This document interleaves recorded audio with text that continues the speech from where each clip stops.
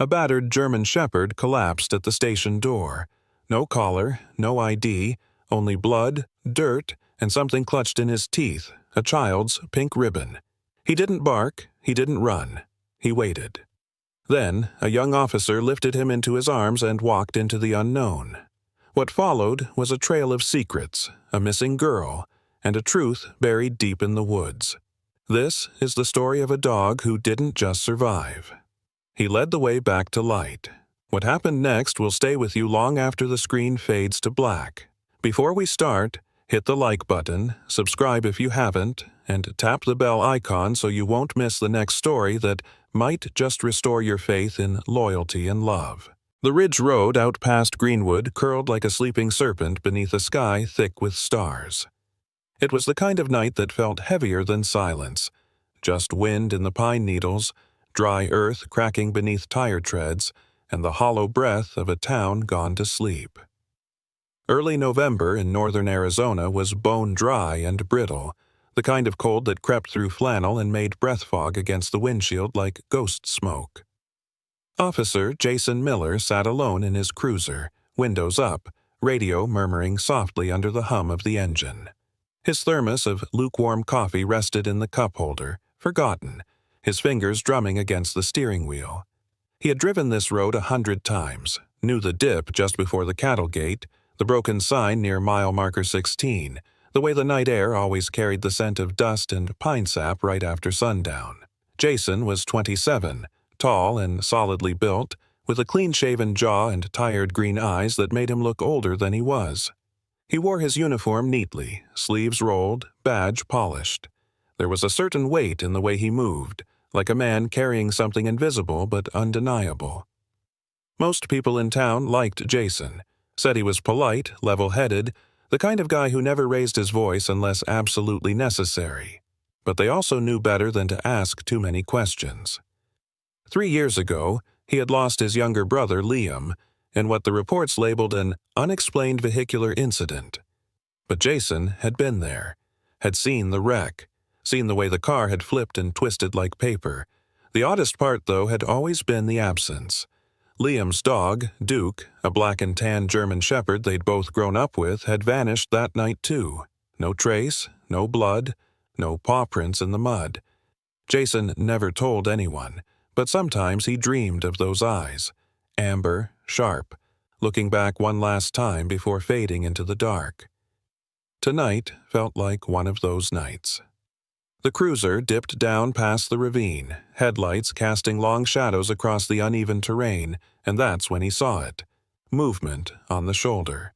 A shape, low to the ground, staggering more than walking. He braked gently, engine purring low, and turned the wheel to pull off the road.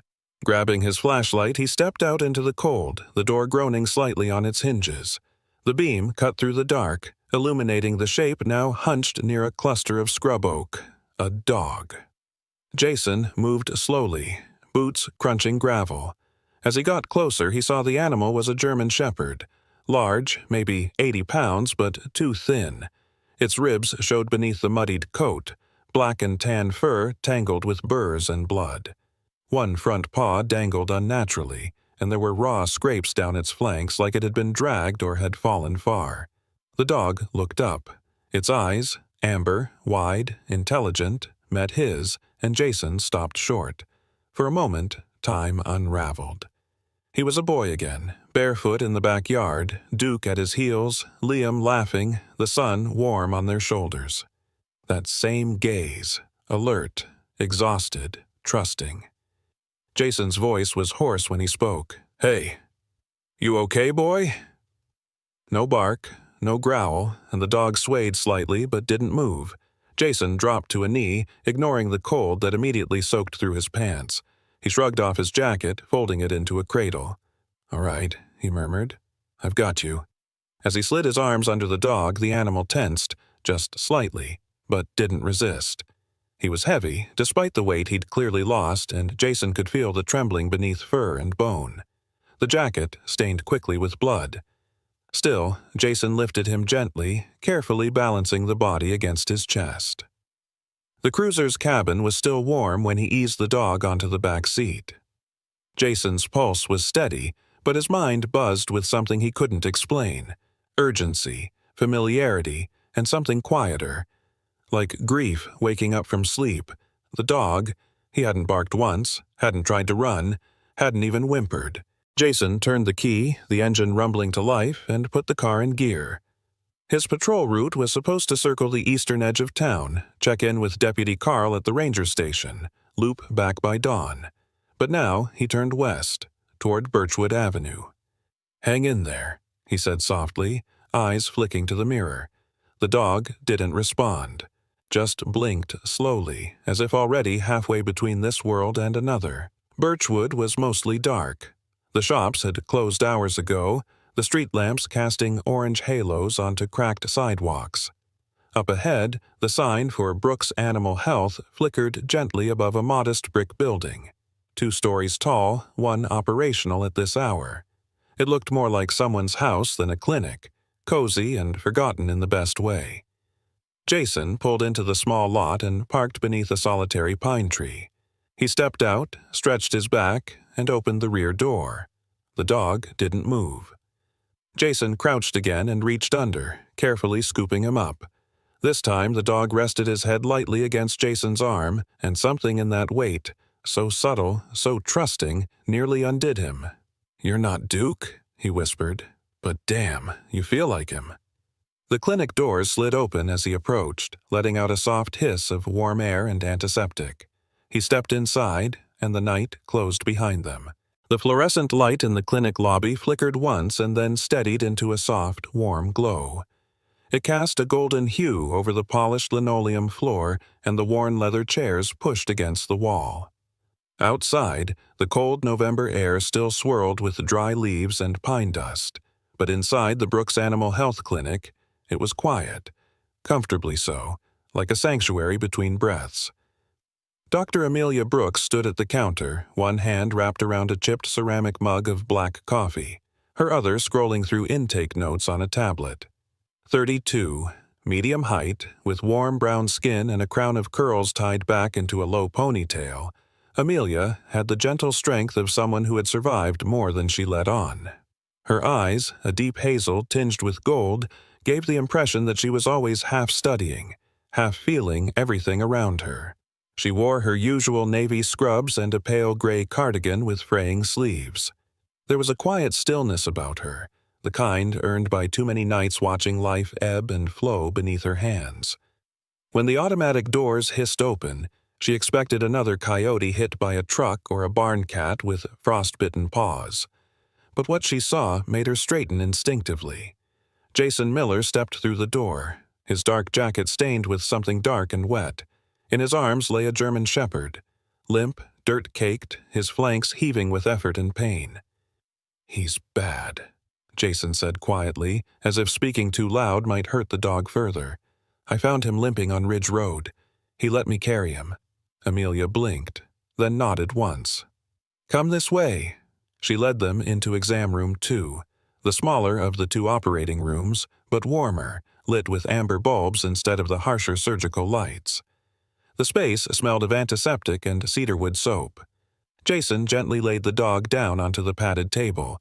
The shepherd gave a soft groan, not of fear, but of exhausted relief. "I haven't seen him around before," Jason added, stepping back but not leaving. "No collar, no chip, far as I can tell." Amelia pulled on gloves and knelt beside the table. Her hands were efficient, her touch practiced. "He's lost a lot of blood," she murmured. "This wound on the shoulder, it's deep, like he was dragged or caught on something." Jason crossed his arms, watching her work. He didn't even resist, just looked at me. Amelia glanced up briefly, catching his expression. "Some dogs know when they've found someone they can trust." She cleaned away the mud and leaves, clipping matted fur and flushing out the gash. The dog flinched, but didn't snarl. His ears twitched once, then flattened against his skull. "What's your name, boy?" Amelia asked softly, almost to herself. "What happened to you?" Then her hand paused. Nestled in the wet tangle of fur near the dog's belly, partly stuck in dried blood and sap, was something foreign. A scrap of pale pink fabric, frayed, stained but unmistakable in color and texture. She pulled it free gently and turned it in her gloved fingers. Jason leaned in. "Is that?" "A piece of a dress," Amelia said, frowning. "Child's, maybe. Or a ribbon. Definitely not from him." Jason's posture shifted, jaw tightening. "It was stuck to him?" Amelia nodded slowly. "Tangled deep. Not something that brushed past. He's been carrying it a while." Neither spoke for a moment. Then, as if the weight in the room had suddenly doubled, Amelia quietly set the fabric aside on a tray and returned to cleaning the wound. Shadow, as Jason had started thinking of him, let out a low breath and rested his head on the table, one eye cracked open. It didn't look like pain.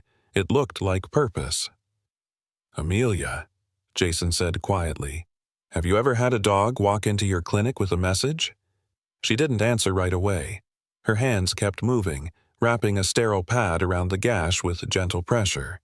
Finally, she said, "Not exactly, but once—" She hesitated, then sighed. "Last winter, during the flu outbreak, there was a girl, Emma, 8 years old. Her parents brought her in with their cat. Just a checkup, but I could see how pale she was. Something was wrong. I called 911. They rushed her to the hospital." Amelia stood, removed her gloves, and went to the sink. "She died that night. The flu had turned into pneumonia. I keep thinking, if I'd insisted sooner, pushed harder." Jason didn't interrupt. The silence that followed was not uncomfortable, just full. Amelia turned back to the table and gently touched Shadow's side. "I haven't stopped working nights since. I guess I thought maybe I could make up for it." Jason studied her. There was something about the way she looked at the dog, not just with compassion, but as if she recognized something buried inside him. "I'm sorry," he said, voice soft. Amelia offered a small nod. "So am I." The clinic was quiet, except for the soft beeping of a vitals monitor now clipped to Shadow's paw. Amelia adjusted the IV drip, careful and deliberate. "He's stable for now," she said, "but I want to keep him overnight. The wound's nasty. If infection sets in—" Jason nodded. "I can stay." She raised an eyebrow. "I mean, just for a bit. I've got a couple hours till my shift ends." "You can sit in the front room," she said gently. "There's coffee, and I'll let you know if anything changes." Jason hesitated, then glanced at Shadow. "He didn't fight me. Not once. That's not normal." "No," Amelia agreed, walking over to a cabinet and retrieving a small folded blanket. She returned and placed it beside the dog, who shifted slightly, almost instinctively pressing into its warmth. "He came here for a reason," Jason murmured. "Yes," she said, looking down at Shadow, "but maybe not just for himself." The steady hum of the heating unit filled the clinic room with a kind of artificial calm. Soft amber light bathed the space in a golden wash reflecting off the stainless steel table where the German Shepherd now lay, wrapped in clean bandages and a thin fleece blanket. Outside, Greenwood remained deep in night, the kind of stillness that made the world feel like it was holding its breath. Jason sat in a worn plastic chair against the far wall, elbows on his knees, his eyes never leaving the dog. The room smelled faintly of antiseptic, wool, and something else. Earth, maybe. Pine bark, a lingering trace of wherever this dog had come from. Shadow. That's what he'd begun calling him in his head. The name just fit. There was something spectral about him, something both broken and resolute. He hadn't made a sound the entire night. Not when they cleaned his wounds, not when they stitched his shoulder, just those amber eyes, sharp and haunted, watching. Jason leaned forward slightly as Shadow stirred. The movement was small, one ear twitching, followed by a slow shift of muscle under the blanket. Then the dog's eyes opened, fully this time. "Hey," Jason said softly, sitting up straighter. Shadow didn't look at him. Instead, the dog's gaze locked onto the door, his ears flicking back. Then he moved, slow, clumsy, pushing against the weight of his own battered body, trying to stand. His legs trembled. Jason was beside him in 2 strides, a steady hand against the dog's side. "Easy. You're not ready to move." But Shadow wouldn't lie back. He groaned, hoarse and low, and jerked his head again toward the door, not wild or panicked, deliberate, urgent. Jason knelt beside him. "What is it? You want to go somewhere?" The dog's tail gave a weak twitch. He tried to step forward again, but the sutures on his shoulder pulled taut, and he yelped softly before collapsing back down. His chest rose and fell with ragged breaths, but his eyes remained fixed, still on the door. Jason reached for the blanket to cover him again, but paused. There, tangled in the matted fur along Shadow's back, was something dark. At first, he thought it was more dried blood, but when he peeled the clump free, he realized it was something else entirely. A button. Tiny, cracked, made of cheap plastic. Light blue, decorated with a faded cartoon bear. Jason stared at it, his breath catching. He rubbed his thumb over the surface and felt grit. There was dirt embedded in the edges, damp, dark earth and something that smelled faintly of moss. Another piece of the puzzle. He glanced down at the dog again. "Where have you been?" he whispered. The door creaked open a moment later, and Deputy Carl stepped in, bringing with him a burst of cold air and the faint smell of cigar smoke. Carl Bennett was a large man in his late 50s, with a salt-and-pepper beard and shoulders built like a barn wall. He wore a sheriff's jacket over flannel and jeans, and walked with a slight limp from an old back injury. He'd been Jason's father's best friend for decades, and something of a second uncle to him after the accident. "Got your message," Carl said, eyeing Shadow. "He's a mess." Jason held up the button. "I found this caught in his fur, just now." Carl took it, squinted, then frowned deeply. "That's from a child's shirt." "Exactly," Jason said. "And this dog's been somewhere in the woods. There's forest dirt all over him. I'm betting that button didn't come from a trail hiker." Carl's jaw flexed. He took a slow breath and looked back at the door behind him, as if weighing something. "There's something else," he said. "We got a missing persons call 3 days ago. I didn't tell you sooner. Figured you'd hear about it when it hit dispatch." Jason blinked. "A child?" "Yeah." Carl ran a hand over his beard. "Name's Lila Dawson, 10 years old. Lives off Timberline Avenue. Mom put her to bed and by morning she was gone. No forced entry, no footprints, just an open back door." Jason's stomach dropped. Jesus. "We've had search parties out. K-9s, volunteers, nothing. No scent trail. It's like she vanished into the trees." He looked at Shadow again. "Until now." Jason paced a step back. What if this dog? What if he was there? What if he saw what happened? Maybe he followed the scent, or even her. Carl raised an eyebrow. "You think this dog's a witness?" "I think he's more than that," Jason said.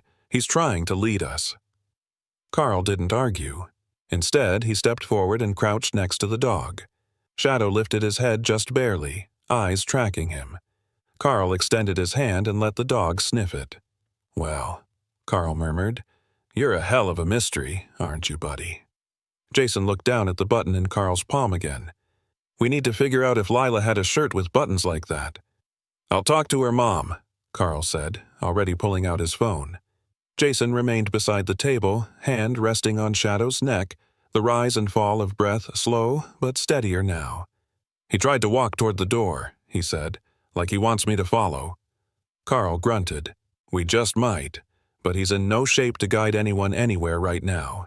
Shadow exhaled heavily, almost like a sigh of frustration.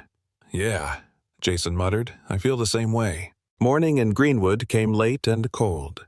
Mist hung in the valley like a breath held too long, brushing low along the ridgeline and drifting in wisps over the pine treetops. The town below was just beginning to stir, porch lights blinking on one by one as coffee brewed and truck engines coughed to life. But out near the edge of civilization, just beyond the last curve of Timberline Road, two shadows moved quietly through the thinning fog, one on 2 legs, the other limping, but determined. Officer Jason Miller walked steadily, flashlight clipped to his jacket, radio on his hip, his hand wrapped tightly around a nylon leash. At the other end, moving with wounded insistence, was Shadow. The German shepherd's steps were uneven, his shoulder still stiff from the wound, but his focus never wavered. He moved with intent, nose close to the earth, ears flicking forward as he pressed deeper into the wooded path they had driven by just nights ago. It was Jason's day off, but sleep had refused to come, and every hour he'd spent pacing outside the clinic had only deepened the feeling in his gut. He trusted this dog, more than he should have. Behind them, following at a slower pace, was Dr. Amelia Brooks, bundled in a faded army green jacket over her scrubs, her hair pulled into a loose braid. Her boots crunched on frosted leaves, her breath forming clouds in the morning air. She didn't usually leave the clinic, especially not on foot into the wilderness, but Jason had asked, and there had been something in his voice, something that pulled her along without question. "You sure about this?" she asked quietly, catching up. Jason nodded. "It's not a hunch. He wants us to see something." Amelia looked at the dog. "It's like he's chasing something that already happened." Jason didn't reply immediately. They stepped around a large fallen branch, the trail narrowing into dense brush, the morning sun barely filtering through. Then, without turning back, he spoke. "When my brother died," he said, "I found a set of footprints near the wreck that didn't belong to me or Liam. Just paw prints. No blood, no body. And the dash cam, it should have caught everything. But the footage was corrupted, like someone erased it." Amelia slowed a little. "You think it was a dog?" "I don't know," Jason admitted. "But I never found Duke, Liam's shepherd. He vanished that night, and sometimes I wonder if he was chasing something or someone." Amelia studied Jason's profile. The tightness around his eyes, the jaw set hard against the cold. "Did you ever tell anyone that?" she asked. "No one would have believed me." She didn't press further. The air around them had changed. There was a quiet here, not the peaceful kind, but the watchful sort, the silence of eyes in the trees. Up ahead, Shadow stopped. He stood stiffly at the edge of a small clearing, ears pinned back, tail low. Jason stepped forward, past the dog, and froze. There, half buried in mud and pine needles, lay a small shoe, purple with a unicorn charm dangling from the laces.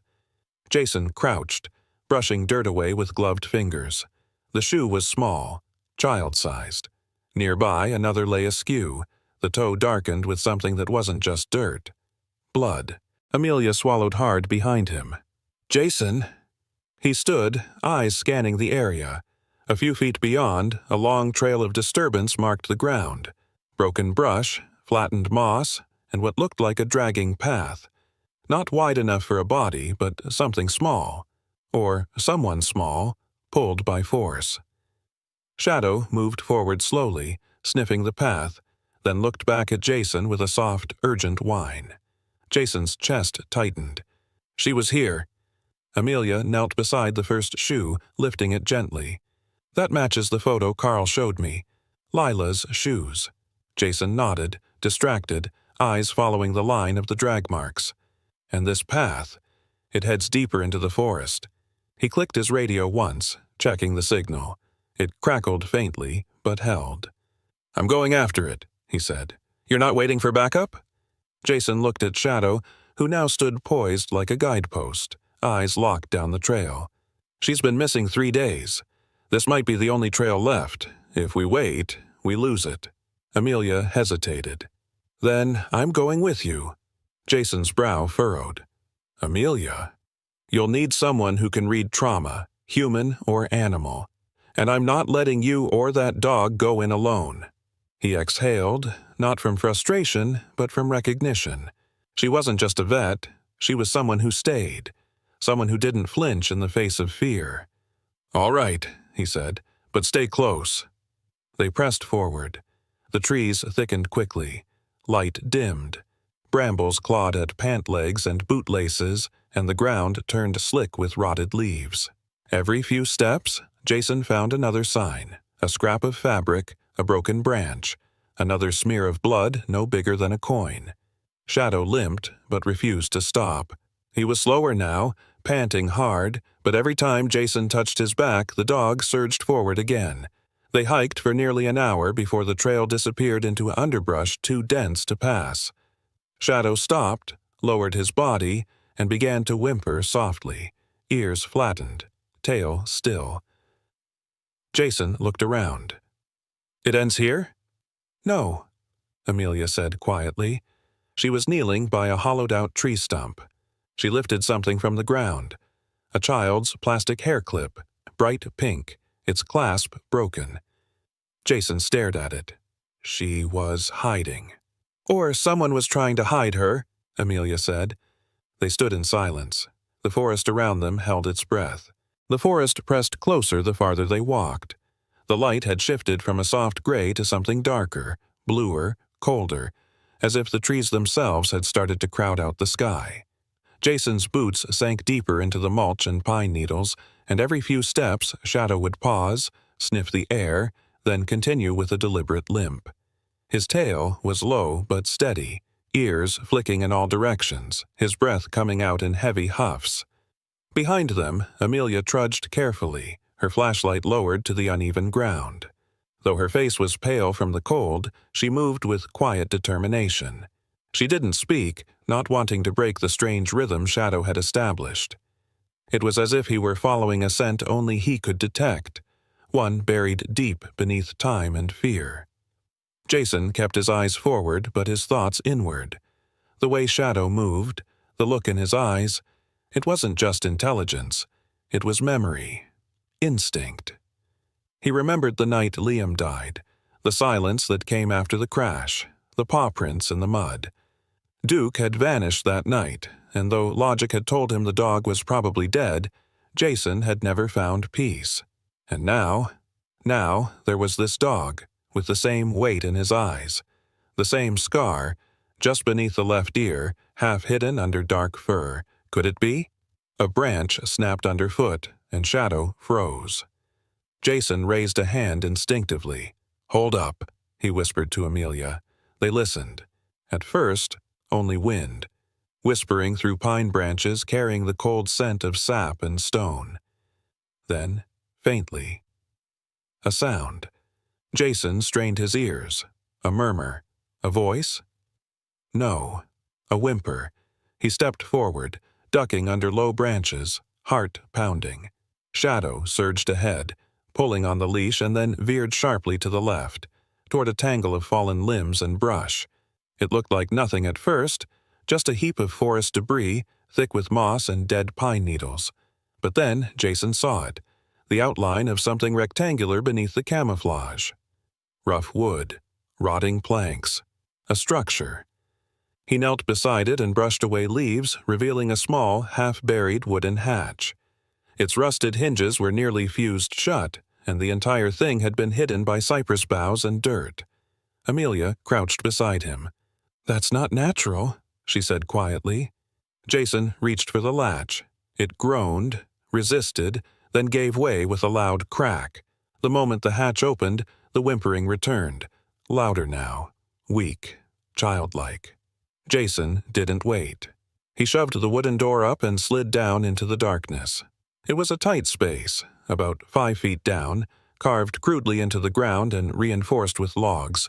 It smelled of mildew, sweat, and old fear. He turned his flashlight slowly, and his breath caught in his throat.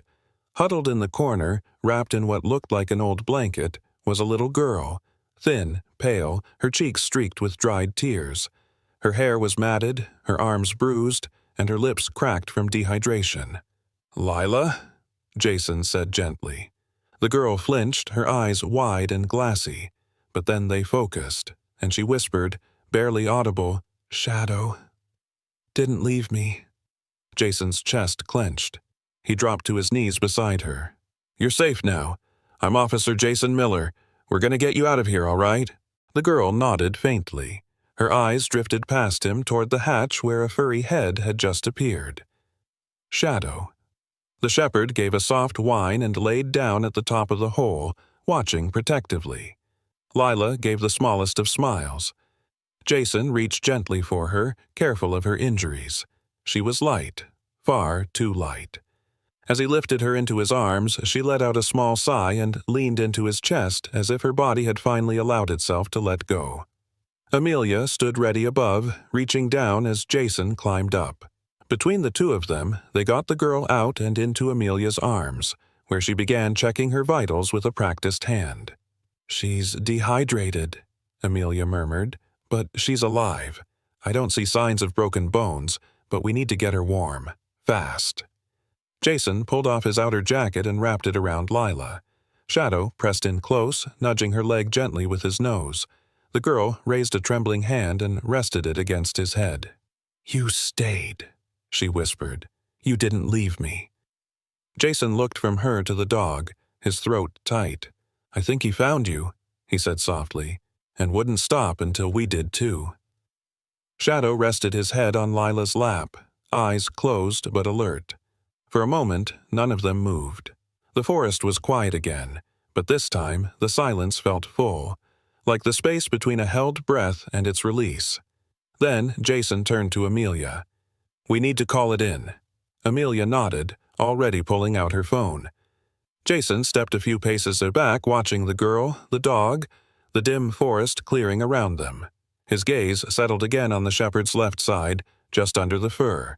That old scar, too precise, too familiar. Could a dog survive 3 years on its own in these woods? Could he have made it back? Jason didn't know, but part of him no longer cared, because whether or not this dog was Duke, he was something else now. He was a survivor, a guardian, and he'd brought them home. The emergency room at Greenwood General was alive with quiet urgency. Bright lights cut through the early morning gloom that still clung to the hospital windows, and the air inside smelled of antiseptic and freshly brewed coffee. Nurses moved with practiced ease, murmuring updates and adjusting monitors. The world beyond the hospital's sliding glass doors still slept, but inside, something had already begun to stir, an unraveling, a return, and a reckoning. Lila Dawson lay curled in a pediatric bed beneath a soft white blanket, her small frame swamped by the layers. Her blonde hair had been carefully washed and combed back, revealing the bruises on her forehead and the tape from an IV on her arm. Her mother, Carla Dawson, a petite woman in her late 30s with tired hazel eyes and frazzled curls, sat at her bedside, holding her daughter's hand like she might vanish again if she let go.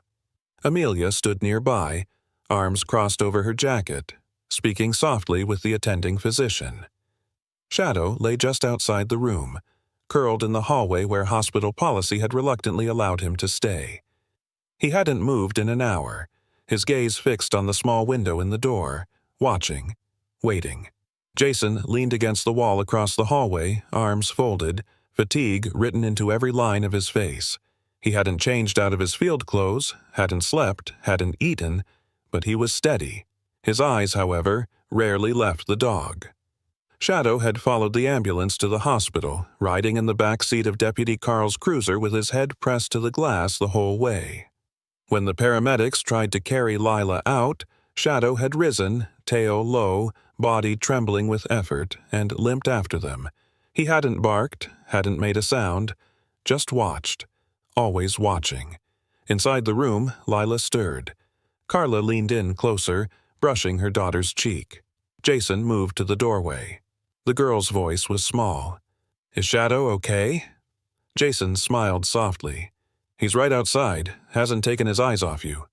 Lila relaxed slightly, then her expression shifted, hesitant, wary. Jason stepped closer. "You don't have to talk about it yet, but when you're ready, we're here." Lila nodded. "I remember. He told me Mom needed help. He said it was an emergency." Jason knelt beside the bed. "Who told you that?"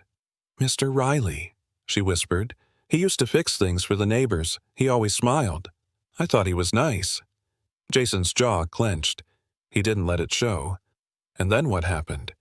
"He drove me into the woods. Said we'd wait there, that the world was too dangerous now. He talked to people who weren't there. Got angry." Her voice broke slightly. "Shadow found me. I woke up and he was there." Jason exchanged a glance with Amelia through the glass. Then he stood and stepped out into the hall, fishing his phone from his pocket. Later that morning, Jason sat in the records room of the Greenwood Police Department. It was a quiet place, rows of metal filing cabinets and blinking servers humming under low fluorescent lighting. Dust motes hung in the air like sleep suspended. He scrolled through incident reports, pulling digital files as he searched. Riley, Patrick J. The name came up faster than expected. Property damage, disputes, 2 restraining orders, nothing that had stuck. A familiar pattern. But then Jason saw something buried deeper. A witness statement from the night Liam died, logged in a supplemental report. The man had been near the site of the crash. Interviewed briefly, never followed up. Just a line on a page. Jason froze. He opened the audio file linked to the report, an old, low-quality recording from a dashcam mic. I didn't see the wreck happen, but I passed a dog on the road right before. Big one. Shepherd, maybe. Looked like it was chasing something. Jason sat back in his chair, heartbeat rising. The timestamp was minutes before Liam's vehicle went off the ridge. He rubbed a hand over his face. No way that's coincidence. Then another realization struck. The mechanic who worked the crash site, he had flagged faulty brake lines but never found the source. Jason had always believed it was just bad luck, but now he wasn't so sure. Back at the hospital, Amelia sat beside Shadow with a small bowl of water in one hand and a wrinkled blanket in the other. A nurse named Sharon, a tall, no-nonsense woman with short red curls and a Boston accent, had finally relented and let the dog stay in the hallway, as long as he didn't try to deliver any babies. Sharon had seen her share of trauma, but something about Shadow had softened her. She'd knelt that morning, looked into his eyes and whispered, "You've seen too much, haven't you, sweetheart?" Amelia smiled faintly at the memory as she gently stroked his fur now. "You still haven't eaten," she murmured. "You'll get sick again." Shadow didn't move, but his ears flicked at the sound of a child laughing down the hall. He rested his head back on his paws. Jason entered, looking worn and restless, but sharper now, like someone who had found the edge of a thread he was ready to pull. He crouched beside Shadow, one hand resting gently on the dog's neck. "I think we know who he is, and I think this goes back further than any of us thought." Amelia looked at him, eyes narrowing. "You're not just talking about Lila." Jason shook his head. "This man, Riley, he was there the night Liam died." Silence settled between them. "I don't think that crash was an accident." Amelia exhaled slowly. "You think he's part of something bigger?" Jason nodded. "And Shadow, if that's really who I think he is, he's been carrying this longer than any of us." They both turned toward the hospital room. Inside, Lila had fallen asleep, one hand still draped over the edge of the bed. Shadow slowly got to his feet and walked to the glass, resting his forehead against it. And outside, the sun finally broke through the clouds.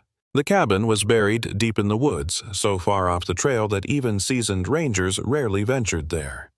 Its roof sagged under the weight of rotting leaves, and thick vines curled around the frame like nature was trying to erase it.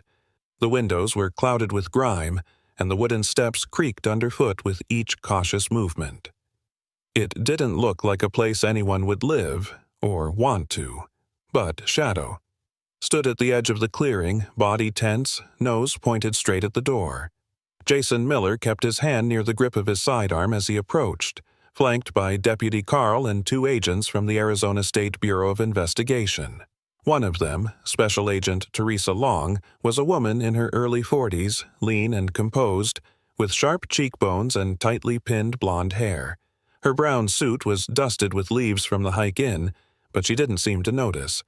She had the poise of someone who'd seen darkness before and didn't flinch. "Is this the place?" she asked, voice even. Jason nodded. "Shadow tracked it all the way from the ridge where we found Lila." Shadow let out a low chuff, circling the perimeter, sniffing at the steps, the doorframe, the ground.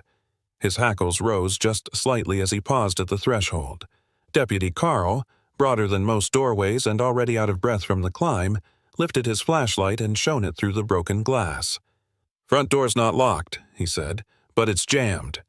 Jason stepped forward and pushed. The door groaned and gave way with a burst of damp air that smelled of mildew, rust, and old sweat. The inside was dark, the wooden floor warped with age. Jason flicked his light across the room and stopped. Taped to the walls, pinned to boards, and scattered across a folding table were photographs. Dozens of them. All of young girls, most of them candid. Schoolyards, playgrounds, supermarket parking lots. Some were circled in red ink. Some had dates written beneath them. Jason recognized two of the girls from recent bulletins. One was Lila. Amelia had been right.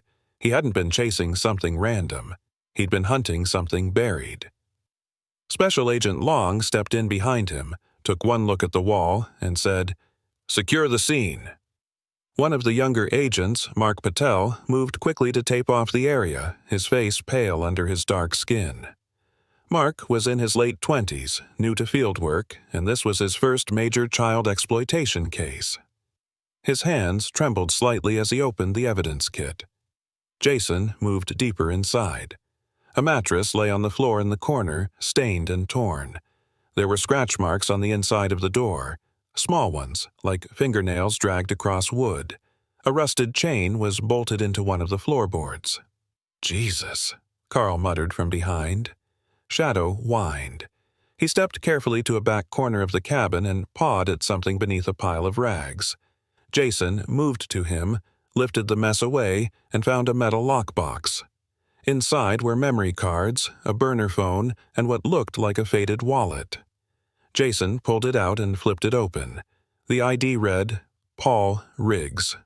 "Riggs," Long said, stepping up beside him. "He's wanted out of Nevada. 2 missing girls, unaccounted for since last spring. He skipped bail and disappeared. He's been on the run for months." Jason's eyes narrowed. Why would he come here? Small towns, less surveillance, less heat, and maybe he wasn't working alone. Shadow growled low, drawing their attention to the back wall. There, almost hidden behind a hanging blanket, was a crude pegboard map, intersecting roads, red pushpins, and handwritten notes. It wasn't just about Lila. It wasn't even just about Greenwood. It was a network. Jason took a slow breath. This wasn't some lone predator. This was planned. Connected. Long nodded. "We'll need warrants.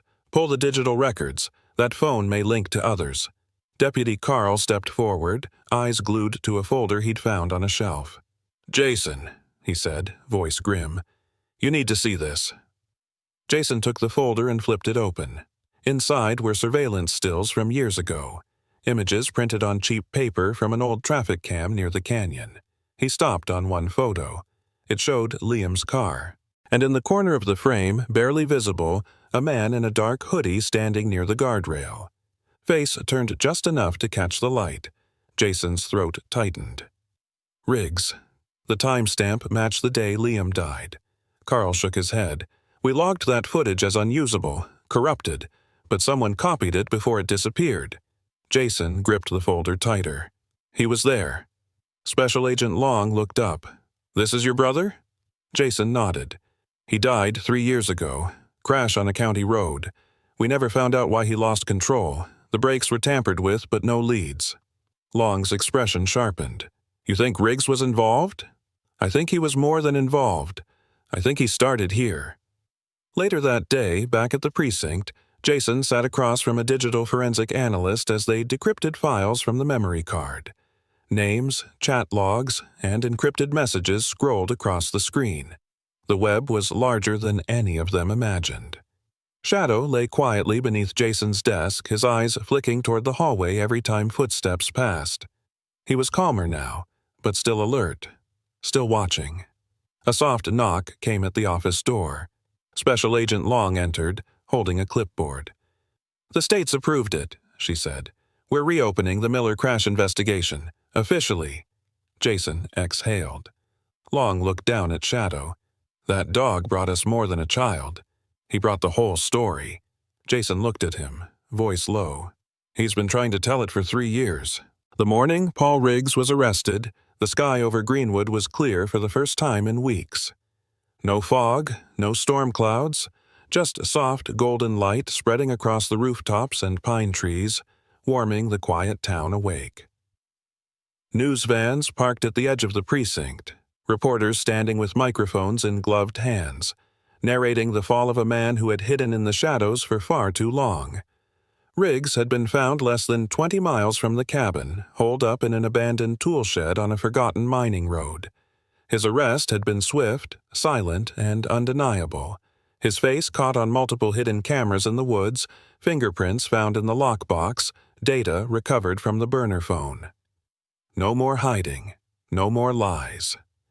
Jason watched through the station window as the man was loaded into the back of a Federal Transport SUV, cuffs locked tight. He said nothing, just folded his arms, stepped back from the glass, and turned to face the quiet hallway where Shadow waited. The German Shepherd had been cleared by the vet that morning. His wounds, once raw and angry, had scabbed over. The limp had softened into a manageable sway. His coat was still patchy in places, but the light had returned to his eyes. He stood tall now, not just because he was healing, but because, somehow, he knew it was over. Jason crouched, pressing his hand to the dog's thick fur. "You did it, boy." Shadow leaned his weight gently into Jason's side, his tail sweeping once across the tile. 2 days later, the town square held a gathering. It wasn't formal. No stages, no speeches, just neighbors, coffee thermoses, and quiet glances exchanged beneath the hanging flags and autumn garlands. Someone had tied a blue ribbon around Shadow's collar. Someone else had painted a sign, "Welcome home, Lila," and pinned it to the bakery window. Lila Dawson stood at the center of it all, wrapped in a red coat, her hand in her mother's. Her face was brighter, still pale, but no longer haunted. And beside her stood Shadow, ears perked, tongue hanging, gaze alert as ever. When someone asked her how she'd survived, Lila didn't say much. She just smiled and pointed at the dog. "He never left," she said, "even when I couldn't move." That was all the town needed. A few feet away, Amelia Brooks stood with a cup of cider in her hands, her braid tucked under a knitted hat. She watched Jason from a distance, the way he knelt beside Shadow while children patted his head and parents whispered words like "miracle" and "guardian." When Jason finally turned and approached, Amelia met his eyes with a small smile. "Did you tell them?" He grinned. "That he's a local hero? Or that he might be my childhood dog who vanished 3 years ago and just helped bring down a multi-state trafficking ring?" "Either." He exhaled through his nose. "They wouldn't believe me anyway." Amelia nodded, then looked down at Shadow, who had wandered over and now leaned lightly against her knee. "I've been thinking," she said softly. "What if we didn't let this end here?" Jason tilted his head. "I mean, this connection. Between kids who've been through trauma and dogs like Shadow. What if we did something with it?" Jason's eyes narrowed slightly, intrigued. "A project," she continued. "A place where dogs like him, rescued, trained, recovered, are partnered with children who've been through the unimaginable, to heal, together." Jason's expression softened. "A sanctuary." "With training," she said. "With therapy. With purpose." He looked out over the square, where Lila laughed softly at something Shadow did, her eyes lit with something fragile but returning. "We could call it the Guardian Project," he said. Amelia's smile widened. "Yeah," she whispered. "That sounds right." The sun had begun to set when the crowd started to thin. Jason stood beside his cruiser, door open, as Shadow sat patiently near the passenger side. He glanced back one more time at the square, the banners, the ribbons, the warm autumn air. "You ready?" he asked. Shadow tilted his head, then stepped forward and jumped lightly into the front seat, turning once before curling in place. Jason smiled and slid in behind the wheel. He didn't turn on the siren, didn't check his radio, just drove slowly through the fading light. This time, there was no case waiting, no trauma scene, no mystery to unravel, just a quiet promise, one Jason had made to himself long ago and now, at last, could keep. He reached across the seat and rested his hand on the shepherd's head.